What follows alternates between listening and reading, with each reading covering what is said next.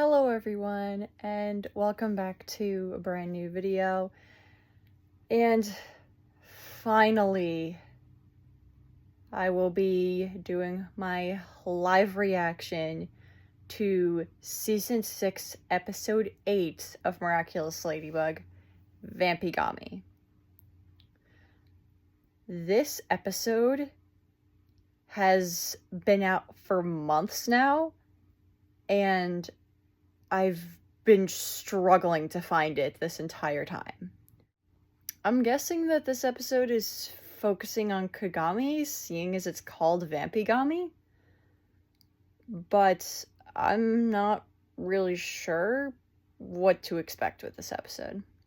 But without further ado, let's get started. It's way too early. Special delivery from the Dupan Ching Bakery.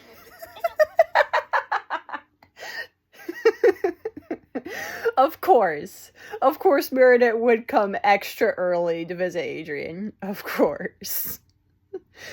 And now they're like commenting that it's too early in the morning, but Meredith is just completely ignoring her. I love it. I love it so much. Oh my goodness. Like doing something special with Adrian this morning, like having breakfast together, but in a unique way. You mean unique like yesterday and the day before? And... No, it's not the same thing at all. Yesterday we had croissants, the day before was pain de chocolat, but today I brought shoe cats. Not to mention the orange juice is already pressed and the eggs are already scrambled and the alarm clock hasn't gone off yet. I've missed you so much. I've missed you too. You saw each other at school yesterday. Actually, we saw each other half an hour ago too on a good morning video call. Technically, it was 28 minutes and 12 seconds ago. One of the longest waits of my life. Oh my god. Oh my goodness. Yeah, the Adrianette moments this season are probably the best parts of the entire season. I love how Natalie is just like, it's way too early in the morning for this. How are you two up this early? I don't know. I don't know how they're up this early. Like, honestly. I also love the detail of Marinette saying exactly how long ago it was. Because that's such a Marinette thing to do. Like, honestly, it really is. It will be the only screening in the world for the 50th anniversary of the release of Vampire Musical Horrific Show. The film has gained a large cult following because the audience participates during the screening. You got squirt guns to make it rain when it's raining in the film. You throw paper planes around when bats are flying. You kiss when the two heroes declare their love to each other. That's how. Okay. So, this phone call with Adrian's grandparents, it's starting off well, but I noticed that, Marinette looks like she's terrified of the things that they're saying. I don't know. I guess she's afraid of what they're discussing? I guess she could be afraid of vampires? We don't really know. We shared our first kiss. Those are lovely fangs you got. Oh, make me tender. We're going to Paris for the occasion, and we thought you two lovebirds could join us. Like family bonding, you know? Wait, it's a horror movie? Oh. Of course. The horror movie. That explains why she's a little skittish of it. Because we discovered actually Gorizilla in season 2 that Marinette doesn't like horror movies. Adrian's perfectly fine with them, apparently, and Marinette does not like them. Which, honestly, fair enough. I'm not a big fan of horror movies either. Thank you, Grandma, Grandpa, but Marinette doesn't really enjoy horror movies. What? No. Old Marinette didn't like those movies, but new Marinette, aka Adrian's girlfriend, is not afraid of anything. Yeah, Marinette, no. Just no. Okay, so apparently she's going to pretend she enjoys horror movies. That's not gonna go well. It's really not. Do you really like horror movies now? Don't you? You said that? I did! And what did you Oh my god. Okay, so apparently everything in this episode, apparently that entire thing is in the past. And Marinette was telling Alia about it. Okay, that makes a lot more sense. And Alia knows. I'm pretty sure everyone who knows Marinette knows she does not like horror movies. This is definitely going to be interesting. And Alia's just like, did you really say that? say? I don't know, Marinette. I've never even watched a horror movie, but it sounds like fun. I'm curious. Oh, okay. So apparently Adrian's never seen a horror movie before. Honestly, that fits Gabriel's controlling parenting style very well. Because in Gorizilla, we found out that Adrian was only allowed to go to the movies when Natalie or his bodyguard were there. So going to the movies with Marinette was the first time that he went with just a friend. But Adrian seems like the type of kid who would probably be okay with a horror movie a lot more than Marinette would be. To find out with you. And now I'm done for. Marinette being so over dramatic. I love it. Yeah. I will say for the most part, Marinette is definitely a character I'm enjoying this season. Obviously, there are some times where I'm just like, why are you doing this? As you guys can probably guess, though, Adrian's my favorite character of this season.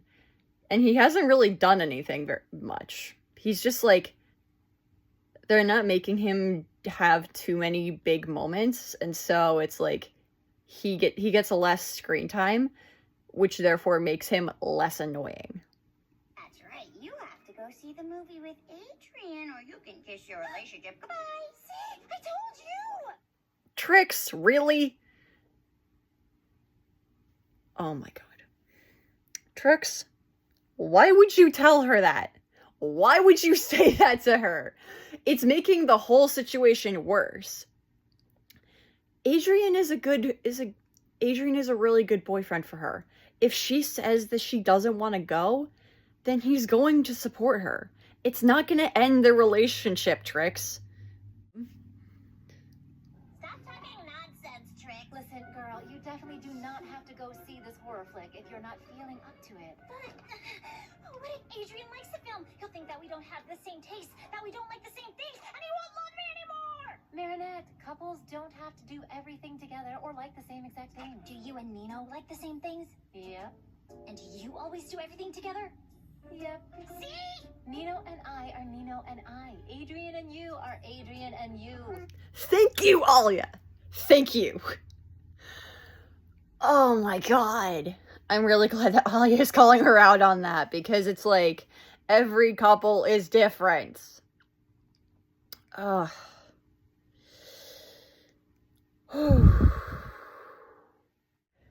I also really appreciate how Tiki called Trix out and was like, stop telling lies, Trix. I know that Trix is the Kwame of illusion, so it fits his style, but still, he knows well enough to, like, he knows Marinette well enough to know not to do those things. Let me show you something.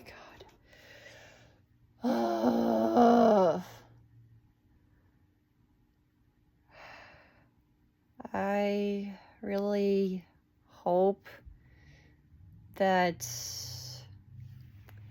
those guys from New York, I'm really hoping that they don't do anything this episode, because I really don't like them.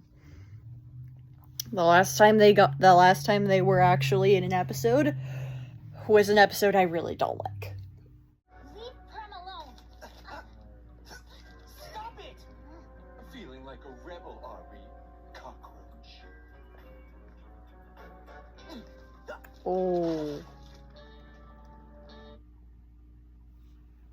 Oh boy.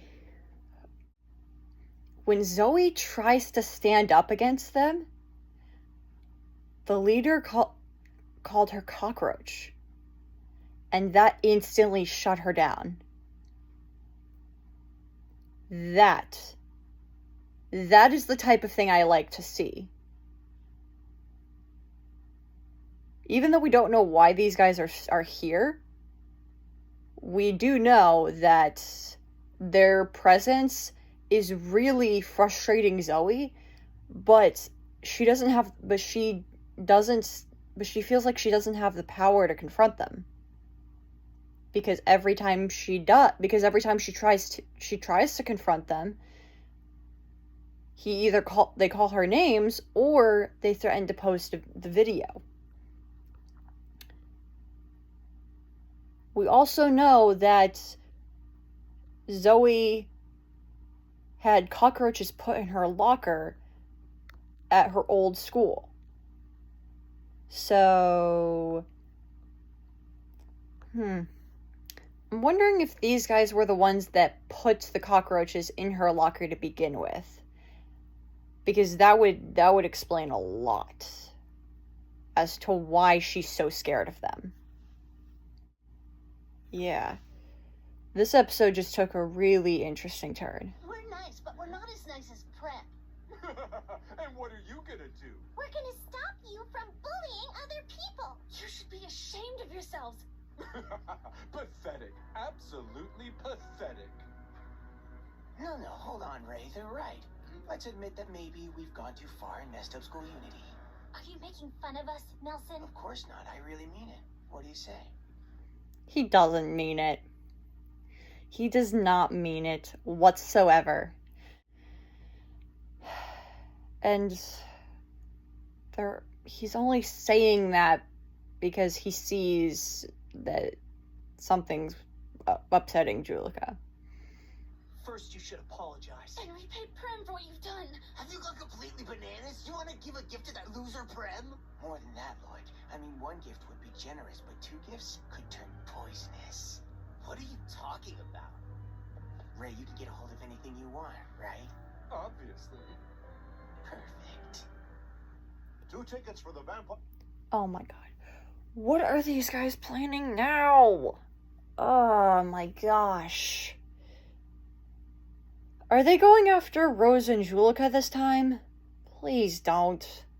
Please. You've already done enough. Let's keep this between us. You really are so generous and so humble. Enjoy the movie with a friend. What am I saying? With the princess of your choosing.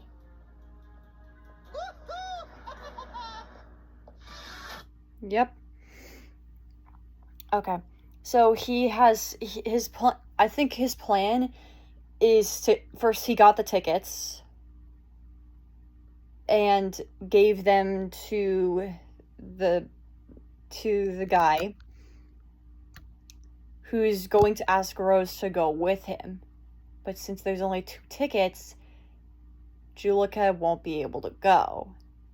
And that's going to put a strain on their relationship. At least that's what he's hoping will happen. These guys are so stinking manipulative, and I don't like it. Not really a horror movie since it's also a musical, and everyone knows that music. Yeah, Marina is definitely very anxious about going to this. That's for sure. She's bouncing her leg and is hesitating with her wording, which is a very big indication that going to this is making her anxious, but she is also stubborn and isn't going to back out of it. She's caught herself between a rock and a hard place because she's just like, everyone's telling her she doesn't have to go, it's her own stubbornness that's making her go. And it's also her own anxiety that's causing her to freak out. Like, she's just not winning in this situation because it's two parts of her fighting against each other. Which has been a very common theme with Marinette for the past couple seasons. Pretty much since Cat Blanc, it's been pretty clear that she has two parts of her mind that are constantly at war with each other. Hey, Julika. What's wrong, sis? Why aren't you here anymore? Of course I'm here. See? No, you're no longer here beside me. Now that there's an ocean between us, nothing's the same anymore. We used to be able to tell each other everything all the time. Now I'm all alone. You have Rose. What if she left me someday like you did? What if she found someone better than me? Someone who's like her. Someone she can share everything with. Stop it, Joel. I'm sure you're getting worried over nothing. You don't know that. You're not here. There's only one person I can count on anyway. Myself. Joel.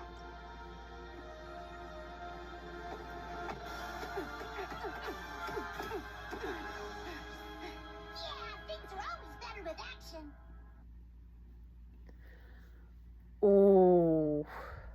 Okay, that has a lot to unpack.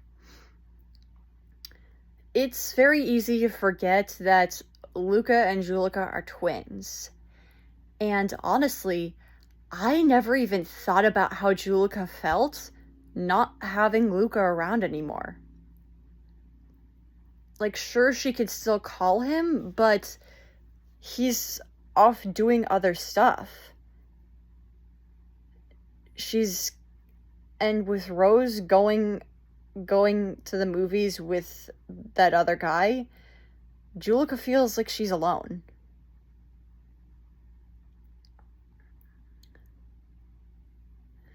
In some ways, Roar is a good Kwame for her, but in others, he's bad. He's pretty bad.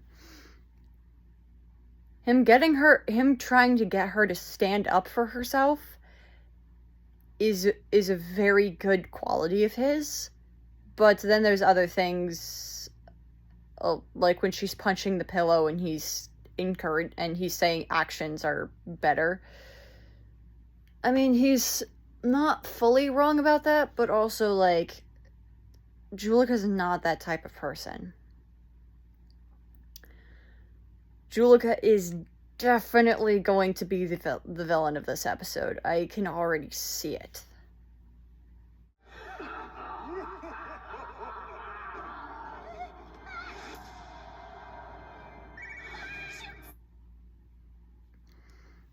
Wow. Marinette definitely is... Whew. Like, I'm feeling Marinette's energy right now. I'm really feeling it. If you guys aren't aware, Marinette is my favorite character in this show. So, every time Marinette is just not in a good place, I feel it. I really, really feel it. And that phone call freaked her out. I'm assuming that's Julika calling Rose. I don't know who else it would be. I'm sorry. I forgot to turn it off. Luca? Did something happen between you and Julika? No. Things are good. Why? I'm glad that Luca immediately called Rose, because besides him, Rose is the only one that Julika actually confides in. So, the fact that Julika's not willing to tell Luca about this makes him really concerned. I'm just glad that he's checking in with Rose, because it's gonna make her realize that Julika's not okay like she said she was. Adrian, you were right all along. I still don't like horror movies, but I was afraid not coming with you would drive us away from each other, that you'd be disappointed in me, that you'd love me less. Marinette, the only thing that could disappoint me is if you feel you can't be honest with me and you force yourself to do something you don't want to just to please me.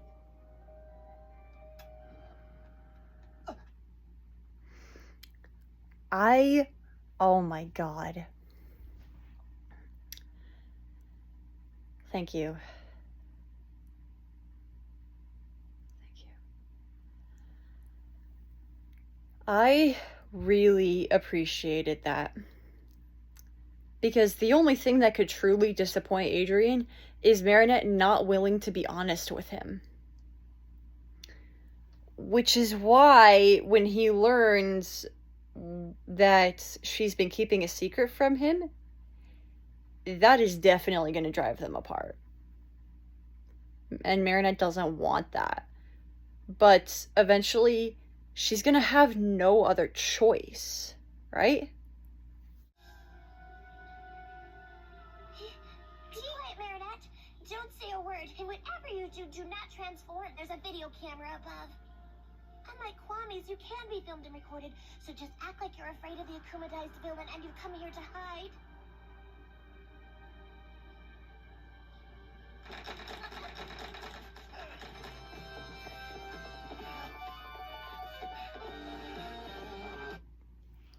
Oh my god.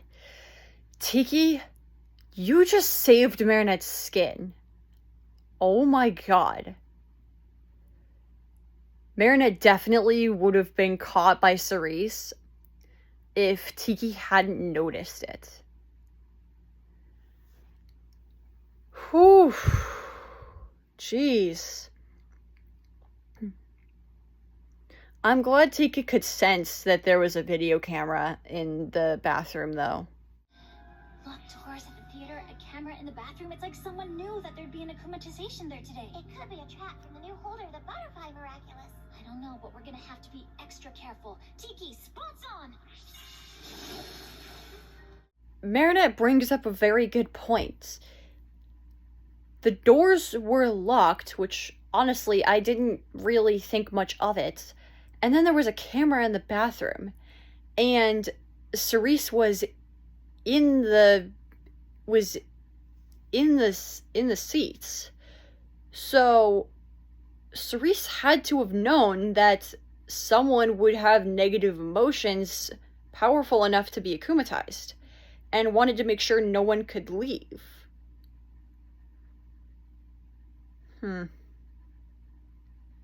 Interesting. Also, when Marinette first transformed, it seems like she was contemplating between calling Pigella and Purple Tigress. So that's actually really interesting, that she was contemplating between calling those two. Honestly, Pigella's power would actually be pretty useful, because it's literally just joy. Like, it shows the person their heart's deepest desire.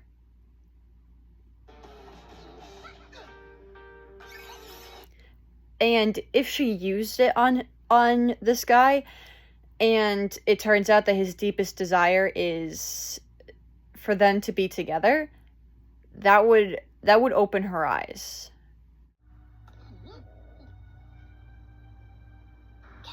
The new holder of the miraculous is not trying to defeat us by using their akumatized villains to fight us.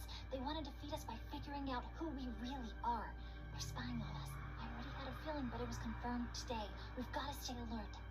You can count on me. I'm really glad that she pulled him aside and told him what she found out. Because their communication has really improved. While she can't tell him about the fate of Monarch, she can tell him a lot of other stuff. And so she's learned that not being honest with her partner, like her superhero partner, has gotten her nowhere. It's literally just made everything worse. Just because we don't do everything together doesn't mean that we don't love each other very much. And there's no one I love more than you, Jewel.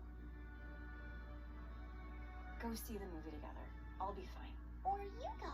You can have my ticket if you want. Have mine. I hate horror movies anyway. Are you sure? Rose is right. Just because you don't do everything together doesn't mean that you love each other less.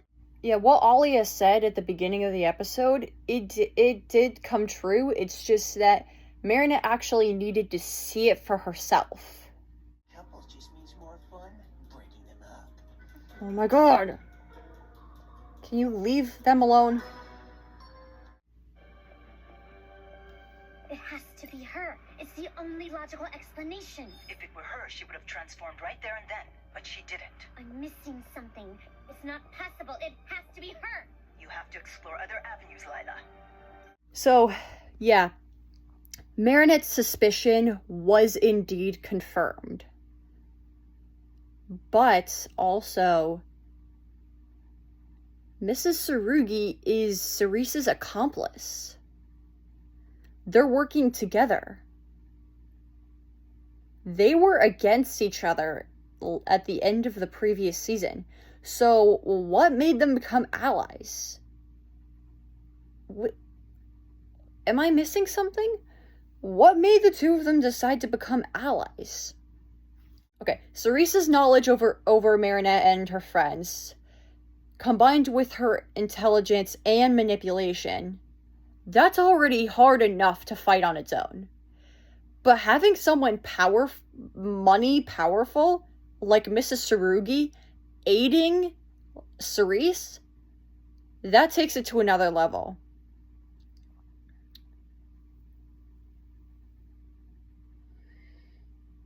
And Lila and Cerise has already started to figure out that Marinette's Ladybug.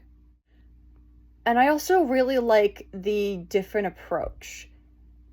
Gabe didn't really try to figure out the heroes' identities. He just decided that the best way to get to them was to weaken them with his idea of tough villains. But what better way to weaken your enemy than to find out who they are and then go straight for them, right? Marinette is very calculated and is always one step ahead of her villains. So no matter who you throw at her, her creativity will always allow her to outsmart them. But if Cerise manages to find out who Ladybug actually is, then she can launch an attack that will push Marinette to her limits and possibly cause her to be akumatized. I've been waiting for Marinette to get akumatized for multiple seasons now. It's almost happened multiple times since season 3. Overall, that episode was kind of mid. I found some parts of it to be really annoying, but other parts were really interesting. This episode is not filler, though. You can't consider this one filler. So I think while some parts of it obviously are filler, the majority of it's not. So we're starting to get into the part of the season that's actually plot relevant, instead of filler like most of the season has been. Anyways, guys, I hope you guys enjoyed this video, and I will see you guys in another video really, really soon. Bye-bye for now.